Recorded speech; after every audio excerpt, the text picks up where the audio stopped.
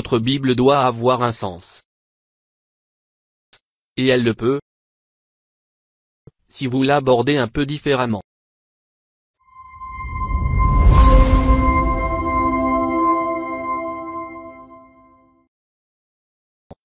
Nous n'avons pas à forcer la Bible à dire des choses qu'elle ne dit pas, pour qu'elle ait un sens pour nous. C'est difficile, pour ceux d'entre nous qui prennent les Écritures au sérieux.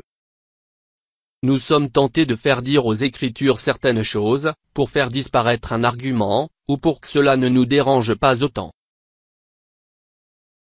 Ce passage qui parle des fils de Dieu me fait flipper, donc il doit parler des fils d'Israël. Je me sens tellement mieux maintenant. Mais avez-vous vraiment rendu justice au passage? Je veux dire que Dieu a effectivement demandé à quelqu'un d'écrire ceci, et il l'a préparé et l'a incité à le mettre là pour avoir du sens. Vous devriez peut-être réellement travailler pour essayer de comprendre. Non, j'aime que cela signifie les fils d'Israël. C'est fini. Et je me sens mieux maintenant, donc je peux passer à la prochaine chose. Vraiment, nous devons penser à la façon dont nous traitons le texte.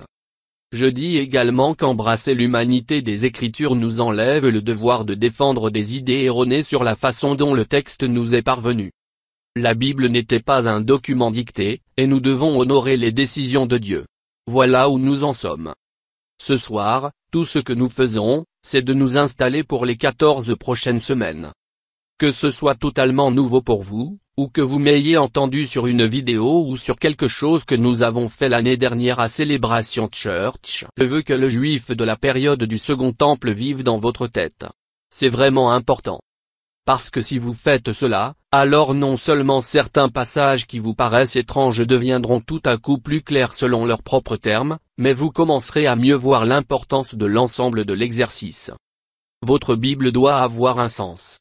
Et elle peut, si vous l'abordez un peu différemment. Passez par l'exercice d'essayer de penser comme l'écrivain et les lecteurs originaux. Cela nécessite de demander, quel est le genre de cette pièce d'écriture particulière? Est-ce narratif? Est-ce un texte légal? Est-ce de la poésie? Continuez dans la liste, car il importe de savoir comment le lire. Les écrivains bibliques plongent-ils dans une idée commune dans les cultures païennes du monde antique? Si oui, alors pourquoi? À quoi ça sert? Regardent-ils le monde d'une manière qui leur est commune mais qui nous est inhabituelle? Comment devrions-nous y penser? Pourquoi est-ce important? Quel est le résultat? C'est ce que nous ferons pendant 14 semaines.